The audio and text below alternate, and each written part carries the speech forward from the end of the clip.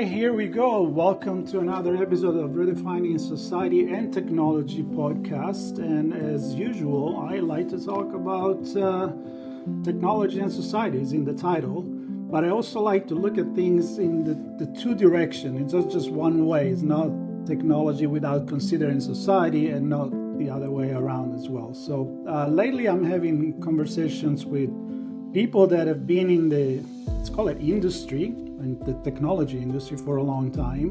And Pablos Holman had an incredible career, been going on from the 90s, and he's been an inventor, he's worked on spaceship. You have an incredible number of patents, I'm hearing, and you're a self-proclaimed hacker.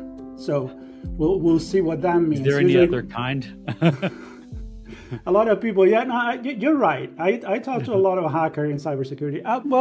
There's also the one that point the fingers and say, that's a hacker. But usually it's the bad guy, he's the cyber criminal. And I like to distinguish that. And I think we're going to touch on that in this conversation. Anyway, I'm so glad that you found the time to be on the, because you have a new book that just came out, Deep Future, Creating Technology That Matters. And just that title, there you go, for people watching the video, it's right there. Just that title was the hook for me to say, yes, Pablos should come on my show. So here you are. Welcome. Well, thank you. This is exciting. Cool. It's great that you're getting to focus on important stuff. So, well, it's important when you stop and think about it. When you just follow, oh, that's new. Let's just, that sounds fun. But fun alone is not going to cut it for our future. Let's put it that way. So I'm glad that there's people like you that think about it quite a bit, been thinking about it for a long time. So why don't we just start with you? Who is Pablos and how you ended up being a hacker? Let's put it that way. Well, I started out with one of the first computers you could get at home in the late 70s. So I got one of the first computers Apple ever made. And then since I was growing up in Alaska, I didn't have much else to do. So I spent my whole childhood just, trying to figure that thing out. And it was very exciting for me. It was the most interesting thing around. And it was this kind of bottomless pit of intrigue. But since nobody else I knew had ever seen a computer before, really, there wasn't anybody to learn from. So I had to kind of figure it out on my own. And I think that learning style kind of defines hackers. There are people who learn by trying everything and then throwing out what doesn't work.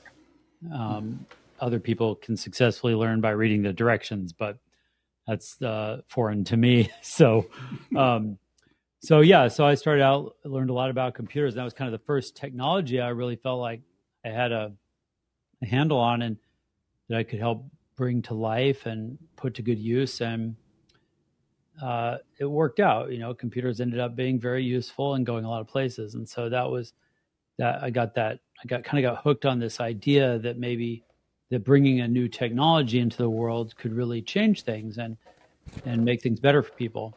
And of course that, as you alluded to at the beginning here, you got to put some effort into making that positive. It's not universally positive, but it can be overwhelmingly positive. And so anyway, that's where I started out, and then now I'm trying to hack everything but computers. Let's talk a little bit about that mentality. Like I said, I do a lot of, people know me, I do a lot of stuff for cybersecurity. So the word hackers, it's there a lot. And I think what you just said about the manual, it tells a very long story in just one sentence, which is, if you just look at the manual and you do what the manual tells you to do, you keep the status quo, right? If you are just like, okay, maybe I'll use the manual if I really need to, but in the meantime, I figure it out by myself. And then maybe there is something I can improve. And I think that's where the hacking mentality, you break it apart, you see if there is a flaw, and you see if you can make it better. And that's the inventor in you, I guess. Yeah, nobody ever invented a new technology by reading the directions. Right. That's That doesn't make any sense. And the hackers are kind of the people violating the warranty before they get the shrink wrap off. Right. So their minds are optimized at figuring out what's possible, even if it wasn't prescribed. And so I think a lot of hackers are attracted to computer security because it is this bottomless pit of puzzles, and it's exciting for that reason. But the truth is, we need them to help us with all kinds of other things too, other technologies. And besides computers, we need those minds for invention. They're the ones that are good at figuring out what's possible. And so that's how I think about it. And, I probably just got an early start at going through that life cycle, but now more and more we're getting to bring other kinds of technologies to life and get hackers working on other kinds of inventions. Yeah, it doesn't, I think we always tend to think that hackers are related to computer, but the hacking mentality is related to inventions. Yeah. And you can be a hacker without technology. Maybe Leonardo da Vinci was a hacker, if you think about that, right? Or Galileo, he hacked the telescope and make it better. So what is more hacking than that? So tell me a little bit about your career before we get to the book and what you're doing today. You work with the Blue Origin with Jeff Bezos. You have invention that you work with Bill Gates. So a little nugget about yourself. Yeah. So I'd say, kind of up through the 90s, I was working on, advancing computers, putting them in new places, trying to make computer technology better. I ended up working on cryptocurrency in the 90s. And then I worked on AI in the late 90s and early 2000s. But in 2001, we started Blue Origin. And that's when I kind of, made the transition from trying to make the computers better to using the computers to make other technologies better. And that's kind of what I've been doing since then. So those early days, Blue Origin at the time was trying to find better ways of going to space.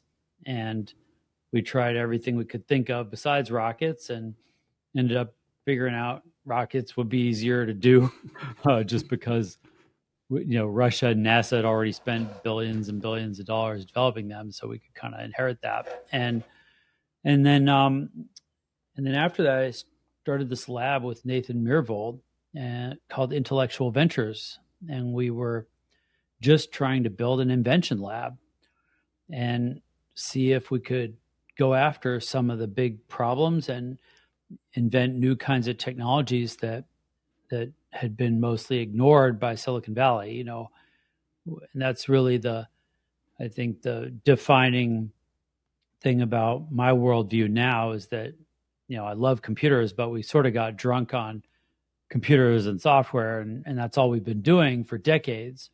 And we think of technology and we just are talking about iPhone apps, we're not talking about any other kind of technology most of the time. And so Silicon Valley is obviously all aimed at software.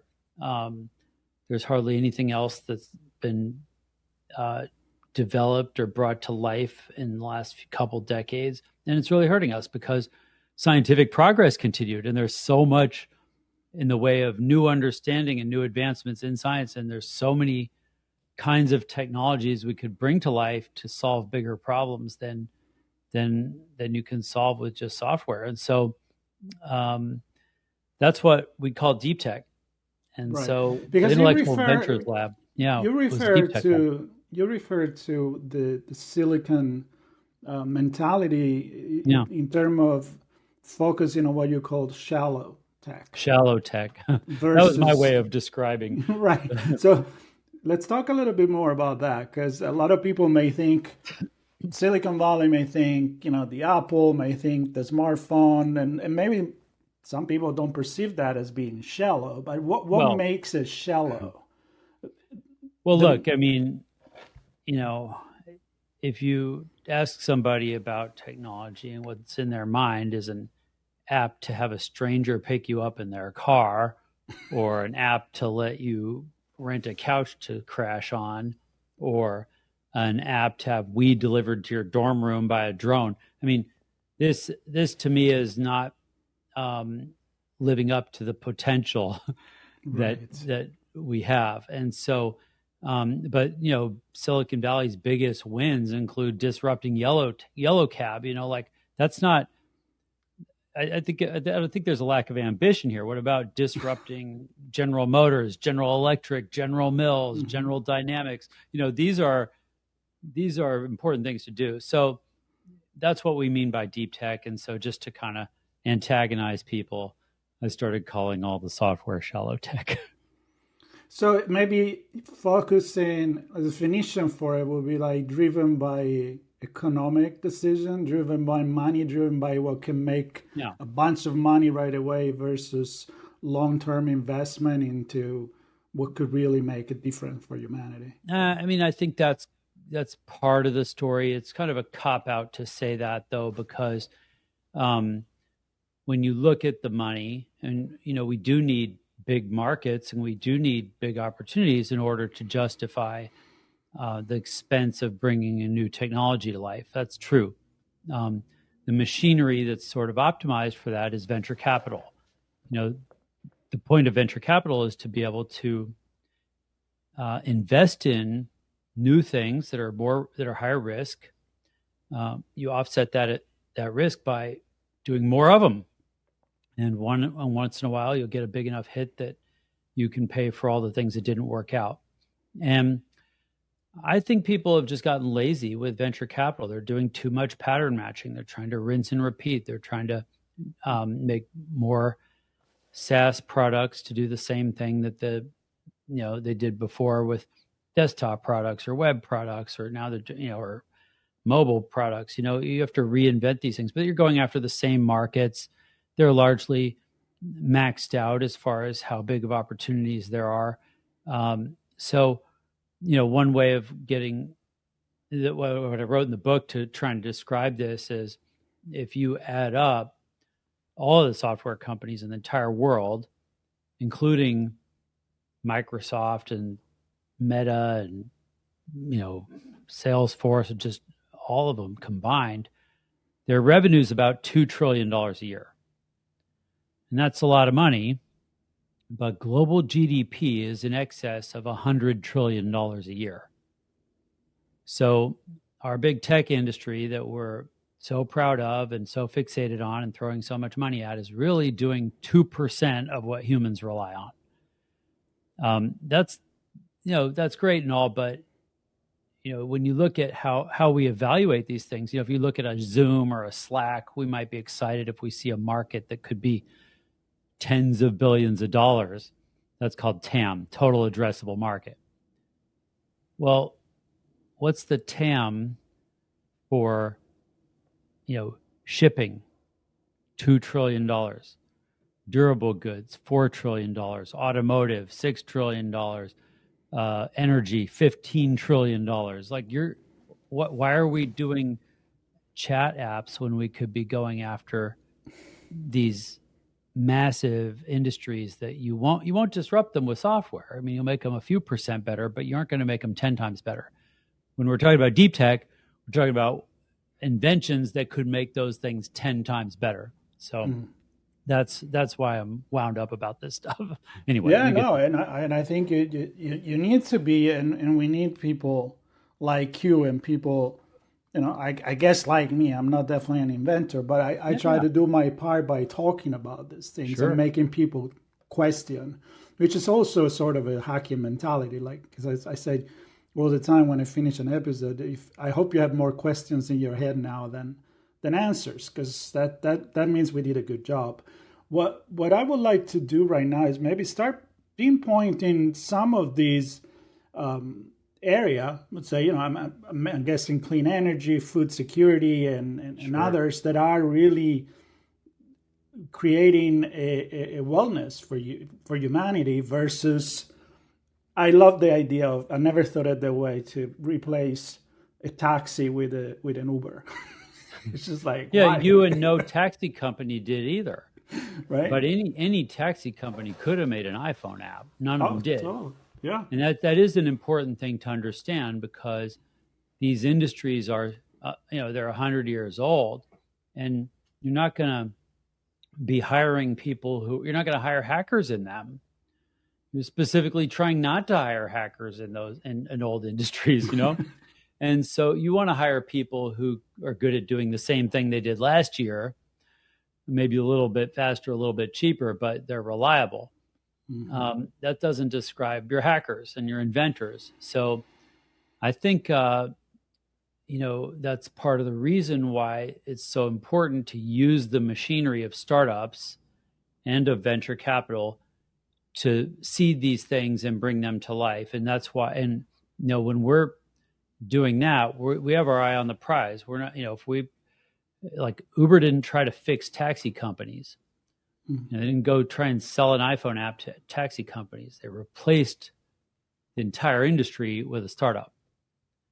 And that's what we're trying to do. We have a company making cargo ships that are autonomous and they're sailing, which means they need no crew, no fuel, and have no emissions. This industry burns half of its OPEX. Like I said before, it's a $2 trillion industry, and they burn half the money they make. So we don't have a fuel cost because these ships are sailing. Sailing has been working for centuries. It's not even that deep of technology, right? But the shipping industry doesn't use it. Well, now we can have computers control the sails. So if you think about something like that, the self-driving part is pretty simple or obvious. Like you duct tape a Tesla to the front of a cargo ship and it's self-driving. There's not much to hit out there. There's like one documented pedestrian ever. So it's not even that hard of technology. Like there's nothing here that's questionable. But the day that first ship sails, we had to do it with a startup. We had to do it with venture capital because the shipping industry is never going to get around to it. So we'll do it. But the day that first ship sails, do we sell it to Maersk or do we take the Uber playbook and build the next Maersk? Silicon Valley, when we have an ambition, we go global with it. So now all these other industries that have been immune because you couldn't disrupt them with just software, now they're targets for us because we are bringing technologies that are going to help us reinvent things that haven't changed in a century. And that's shipping, but it's also food and construction and manufacturing, mining, energy, the things that every human on Earth relies on. And so we're going to rebuild those things using the superpowers we get from our new technologies. And that's very exciting for the reason that, a lot of these industries need to be improved. And if we can find a technology that can make them 10 times better, that's a big win for humanity. So, and these are the opportunities that I think just have been ignored for most of our lives. And now we finally get to start doing them. And why do you think that the big established company, I think I know the answer, but to keep the status quo, obviously, but is there something deeper into, you would think that by now they would be much more reactive because they know that they can't hold the technology.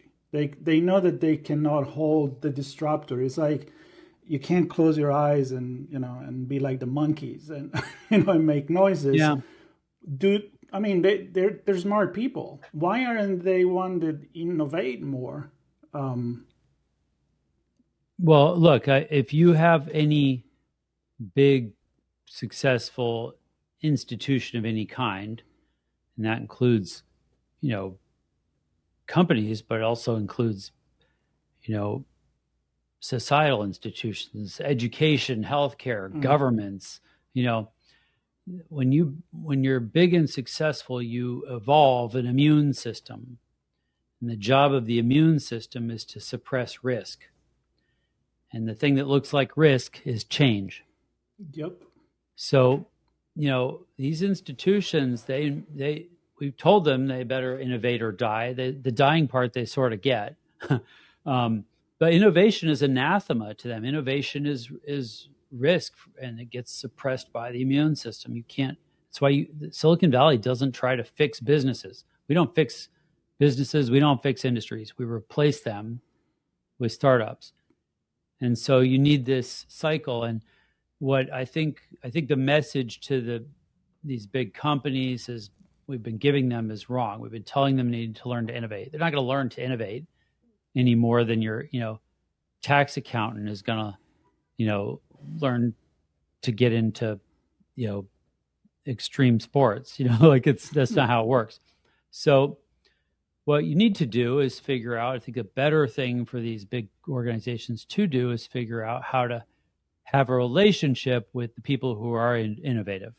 Mm. And in the US in the 80s, we had these big R&D departments at every major American company, and their job was to try and invent the next generation of technology. And they kept getting their butts kicked by two guys in a garage with no money, no resources, no time. And the reason is that immune system. And so we learned from that. Fortune 500 shut down R&D and replaced it with M&A. That's how they keep an eye on the startups. They keep an eye on the technologies that are coming. And one of them spikes when we find a winner, then they buy it up and take it to their global marketing, manufacturing, distribution, the things that they're actually good at. And they don't need to change all the time with disruption, the things that take a long time to build. The startups can't build quickly, right? So there's a role to play, but you got to play to your strengths. Right.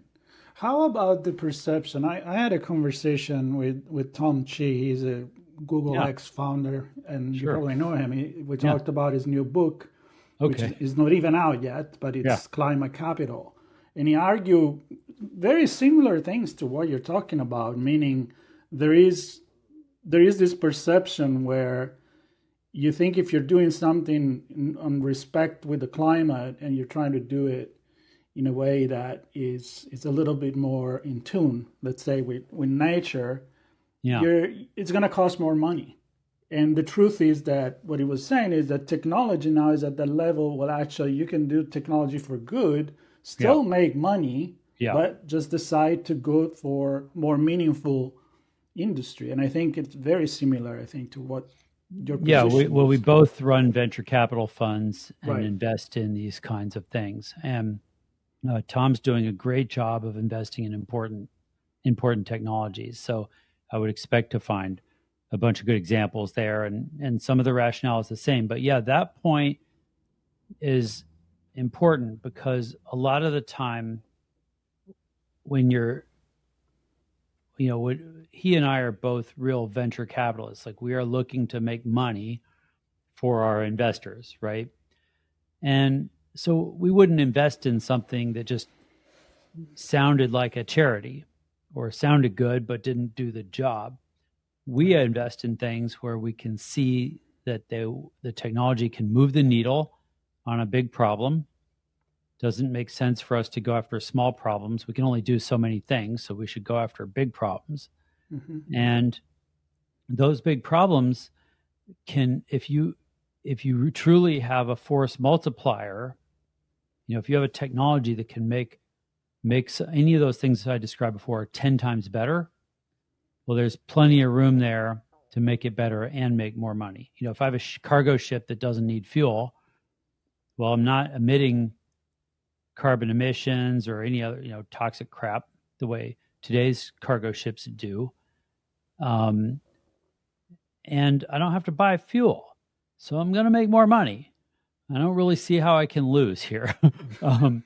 And so you could sort of say that, someone could tell a story about this and say, well, we're being altruistic and trying to save the world and, stop climate change and these kinds of things. Or we could just say, we're trying to get super rich. And kind of either is fine because we're going to get to a solution or some partial solution. But the failure modes are if you try to do either of those things independently. If you're just trying to get rich, well, then you get the SaaS holes that we've had for the last 20 years, making more useless crap. Not totally useless, but not meaningfully important stuff. Mm-hmm. And then on the other side, you have a lot of do-gooders who really want to, do something about climate change, but they don't have any technology. And so they end up wasting all their time and energy and resources on things that aren't going to work. Right. And that's sad too, because, the example I used in the book, which is kind of the easiest for people to get their heads around, is recycling. We've been recycling in the US for my whole life. We separate out our plastic and cardboard into bins at the curb. The truck comes by, picks up the blue bin and the other bins and throws them all in the same truck. And we're literally burning more gas to recycle plastic than if we had just made fresh plastic. And this is 50 years in. So we just put the cart before the horse. And this is the risk. If you don't understand the actual scale of what the technology can accomplish, if you don't understand the total economic cost of what you're doing in this process, then you can really waste a lot of time and money and energy on something that's not going to solve the problem and makes people feel good. Everybody's placated by their blue bin, but we're not really solving the problem. So we have to be much smarter about it and do the actual arithmetic this time when we go deploy solutions and say, all right, are we wasting our time on something that is not going to actually move the needle, or are we going to make a big difference this time? And so that's kind of why I say 10x is the place to start. Mm. Sometimes we get 100x or 1000x, but 10x is a good place to start. It's funny, like the recycling, it comes to mind when somebody says, well, we've always done it this way. But I think we all question, where is that shit going to go once it gets on those trucks? Because I heard weird stories where pretty much we're doing this job and it's only like, I think like 5-10% that actually get recycled, and all the rest just go in the same place. So I don't know the number for sure, but that's what I heard. Hey, you don't have to believe me. Just throw an air tag in the trash. Oh, that's right. Where it goes. You can do that. You can see it zigzag across the planet and end up in an incinerator. And wasting a lot of tires and pollution and gas and all of that. You're so right about that. Listen, one thing I'm very curious, and I always try to think from the regular people, the user perspective.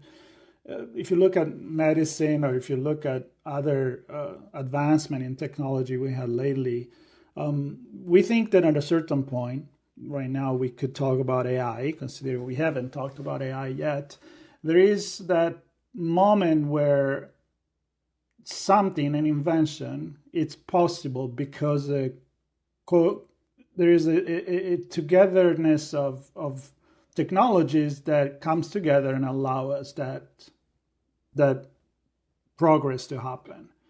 I think the problem here is that right now we have a lot of technology, but what you're saying is that we're not focusing on the right problem. So if you can pinpoint from now to the next 10 years, I'm just saying, whatever you choose the time frame, sure. What do you think are, and you probably talk about this in the book, the challenges that we could tackle? Because we already have that technology, we just haven't put it to work towards that goal. Yeah. Well, look, even now you can see that people think AI is for chatting. It's not again, shallow, right? Chatting is the least important thing to do with AI. We want to use AI to understand the things that we couldn't handle before. We want to understand what's going on in the neurons in your brain, what's happening in every cell in your body, what's happening in, even for climate change. How do you model the climate? Like, how do we understand these things that are too complex for the tools we had before? Well, that's what AI can help us with. And we can really start to, get to the bottom of these things that are holding humans back. Now, that's what I think we need to get our heads around over the next 10 years is use your imagination. What's something you wish were different or better in the world? We now think of AI and all these other things as a toolkit. these technologies are tools for us to build the future. And we have the best toolkit ever in all of human history. We have the most people. We have the most educated people. We have the most money and resources. We have the best everything in all of human history to build the future. So if we can't do that, there's no excuse at all, right? So now is the time when we really get to start getting our heads around these tools and figuring out how to, what future do we want to build and how are we going to go do that? Because we can't. And so that's how I would think about it, and how I would suggest people, like if you just grab your podcast app and swipe through it as fast as you can and stick your finger down, you're going to land on a podcast about AI. You don't need to hear me tell you more about it. But that's because people are trying to figure it out. And I think that they're sort of off course already because they're so fixated on using AI, for chatting and social media and all this other dumb stuff that they're not happy with. Or fake videos. And it's like, come on, you have that tool and you use it for that. There is room for that. I mean, there is room for entertainment. Of course. But not when it becomes the main dish, right? I think we've overdone it already. We kind of hit peak entertainment. We've already, you could replace TikTok with an AI version of TikTok, or you can replace Netflix with an AI version of Netflix, and you can replace Spotify with the AI version of Spotify. Who gives a shit? You don't have more time to consume more entertainment. We don't need you for that. What we need people for is to help us figure out how are we going to make the world better. How are we going to make something better than Netflix or Spotify or TikTok? How are we going to make a world we want to live in? Right now, people are pissed off because they aren't so happy about how 7 hours a day of screen time is playing out. So let's use these technologies to figure out how do we, build more ski lifts, or build more rockets, or build more jets, or build more ships, or go places where you would want to go, if you ever got off the couch. That's what I think we should do. I agree. So let's actually, what are these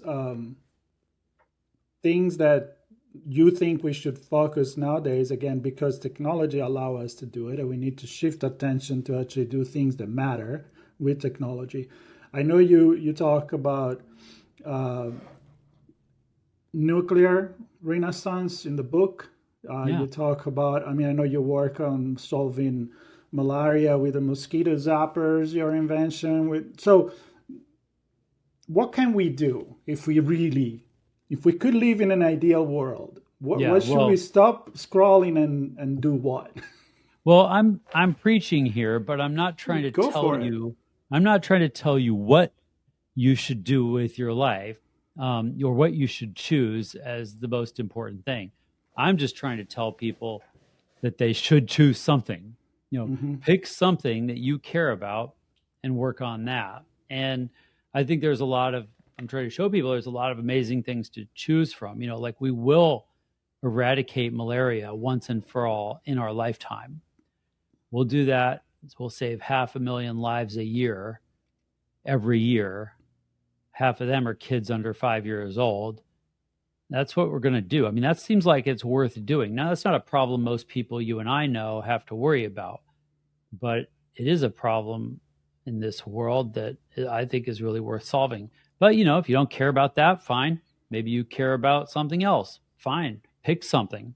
But don't pick nothing, and don't let your attention and your talents and your time be co-opted by this machinery that doesn't give a shit about you. It just wants to turn you into a consumer to click on shit and buy stuff. Mm-hmm. Don't give that away. Most people are giving away too much of themselves to a machine that doesn't care about them. And I think it's within our own power. It's our own choice to decide that, we're not going to give it to that machine anymore. You can literally delete TikTok or Instagram or any of these things and you'll be fine. You'll be better. But people don't do that.